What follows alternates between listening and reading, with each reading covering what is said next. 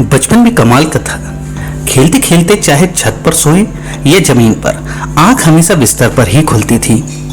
जब हम खुश होते हैं तो हम उस व्यक्ति के पास जाना चाहते हैं जिसे हम बहुत ज्यादा प्यार करते हैं, लेकिन जब हम दुखी होते हैं तो हम उस व्यक्ति की ओर देखते हैं जो हमें बहुत ज्यादा प्यार करता है। रिश्ता होने से रिश्ता नहीं बनता है, रिश्ता निभाने से रिश्ता बनता है। दिमाग से बनाए गए रिश्ते बाजार तक चलते हैं, मगर दिल से बनाए रिश्ते आखिरी सांस तक चलते हैं। किसी ने कितनी कमाल की बात कर दी है ना कि हर रिश्ते में मिलावट देखी है, कच्चे रंगों से सजावट देखी है।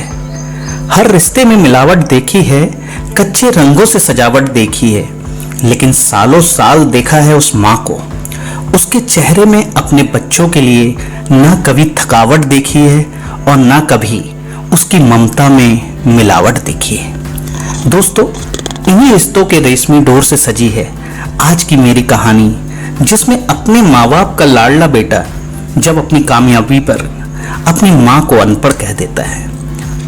जब हम बोलना नहीं जानते थे तो हमारे बिन बोले ही माँ हमारी बातों को जान जाती थी, और आज हम बार बार बात बात में कह देते हैं कि छोड़ो माँ, तुम क्या समझोगी। तो उसके पिता का माँ के अनपढ़ होने का अपने बेटे से किया गया संवाद यकीनन हम सबको एक संदेश जरूर दे जाएगा। तो शुरू करते हैं। नमस्कार दोस्तों, स्वागत है आप सभी का मेरे चैनल शर्मा शोकेस में, जहां आप देख रहे हैं, सुन रहे हैं बेहद खूबसूरत, दिल को छू लेने वाली माँ की ममता को समर्पित कहानी अनपढ़। एक मध्यम वर्गीय परिवार के एक लड़के ने की परीक्षा में 90% अंक प्राप्त कर लिए। पिता मार्कशीट देखकर खुशी खुशी अपनी बीवी को कहा कि अवंतिका, बना लीजिए मीठा हलवा, स्कूल की परीक्षा में आपके लाडले को 90% अंक मिले हैं। माँ किचन से दौड़ती हुई आई और बोली, मुझे भी बताइए, देखती हूँ। इसी बीच लड़का फटाक से बोला, पापा, उसे रिजल्ट कहाँ दिखा रहे हैं? क्या वो पढ़ लिख सकती है? वो तो अनपढ़ है। आंखों में आंसू लिए पल्लू से पोंछती हुई माँ हलवा बनाने चली गई। ये बात मेरे पिता ने तुरंत देखी। फिर उन्होंने लड़के के कहे हुए वाक्यों में जोड़ा और कहा, हाँ रे, वो भी सच है। जब हमारी शादी हुई थी तो 3 महीने के अंदर ही तुम्हारी माँ प्रेग्नेंट हो गई थी।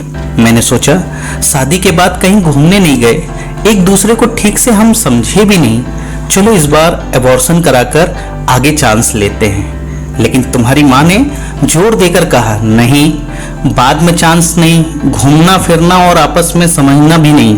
फिर तेरा जन्म हुआ।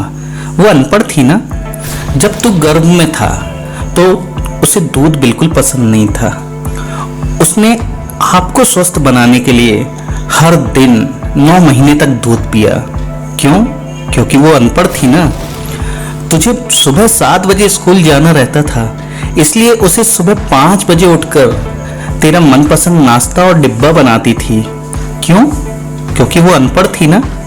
जब तुम रात को पढ़ते पढ़ते सो जाते थे तो वो आकर तुम्हारी कॉपी, किताब बस्ते में भरकर फिर तुम्हारे शरीर पर चादर ढांक जाती थी, उसके बाद ही सोती थी। क्यों? वो अनपढ़ थी ना। तुम्हें ब्रांडेड कपड़े लाने के लिए मेरे पीछे पड़ती थी और खुद सालों तक एक ही साड़ी पर रहती थी, क्योंकि वो अनपढ़ थी ना। बेटा, पढ़े लिखे लोग पहले अपना स्वार्थ और मतलब देखते हैं, लेकिन आपकी माँ ने आज तक कभी नहीं देखा, क्योंकि वो अशिक्षित है ना, अनपढ़ है ना। वो खाना बनाकर हमें परोसकर कभी कभी खुद खाना भूल जाती है। इसलिए मैं आज गर्व से कहता हूँ कि तुम्हारी माँ अशिक्षित है, अनपढ़ है। ये सुनकर लड़का रोते रोते और लिपट कर अपनी माँ से बोलता है, माँ, मुझे तो कागज पर 90% अंक ही मिले हैं, लेकिन आप मेरे जीवन को 100% बनाने वाली पहली टीचर हैं।